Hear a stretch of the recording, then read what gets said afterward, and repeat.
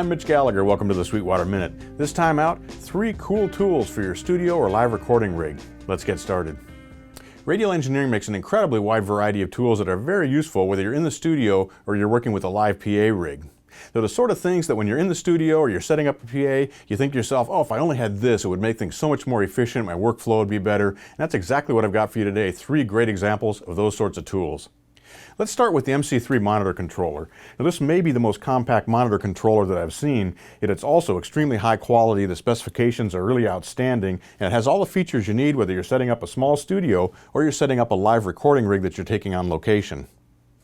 Let's begin with a quick tour of the MC3 monitor control. Now, all 3 units share the same format for their enclosure. It's a heavy-duty folded steel enclosure that provides not only shielding for the electronics, but also has flanges on the front that protect the switches from being accidentally depressed or from being broken off in transit or when they're in use. The MC3 allows us to connect 2 different sets of monitors as well as a subwoofer, and it actually has 3 headphone outputs and an aux out in the back that can be used for feeding an additional headphone system. To begin, we have a dim control here on the far left of the front panel. Now, this reduces the level of the monitors so you can talk in the control room if you're answering the phone and so on. We have a trimmer on the top panel that you use to dial back and make that setting, so you can set that anywhere down to 72 dB lower than the original volume level. When you depress this switch, the volume level drops. When you're finished talking or finished on the phone, hit the switch again and you return to the same level the monitors were at before. Next up, we have a mono switch. This combines the left and the right output into mono so you can check phase coherency. Then we have a subwoofer switch, and I really like this feature because it allows you to turn the subwoofer on and off, so you can check your mix with the subwoofer, then you can check it without the subwoofer. Our master volume control is up next, and we use this for obviously setting the volume control for our monitors. Then we have 2 selector switches for turning our 2 pairs of monitors on and off. You can actually have both monitors on at the same time. I don't know why you do that, but you can also depress the 2 of them very quickly and switch between the 2 very easily and very efficiently. On the right side of the front panel, we have our headphone section. We have an on-off switch for the headphones, and we also have a master headphone volume control. Then we have 3 outputs. The first one is an 1/8 inch output, and this is great for plugging in earbuds if you want to verify your mix using earbuds. And then we have 2 1/4 inch outputs for feeding standard headphones, so you can share the same mix with a producer and engineer in the control room at the same time. Moving around to the back panel, first of all we have our stereo inputs, and those can be configured for either balanced or unbalanced operation. Next up we have our monitor outputs, output A, output B, and each of those is stereo.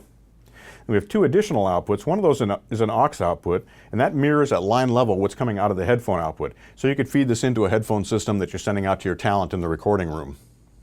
Finally, we have our output for our subwoofer, and then our power supply connection.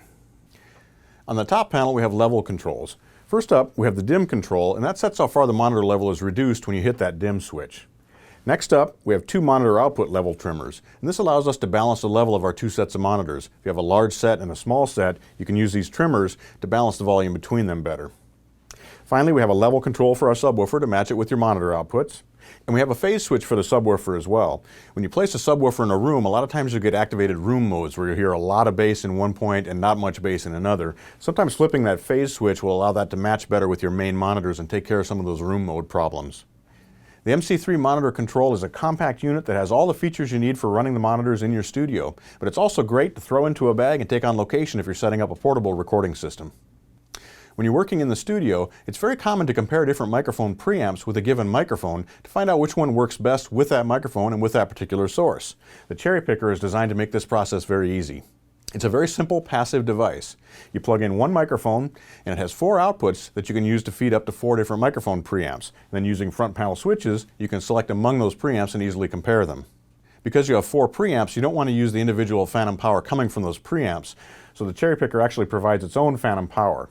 It also has a master mute switch that'll silence everything if you're changing cables, trying different microphones, different preamps.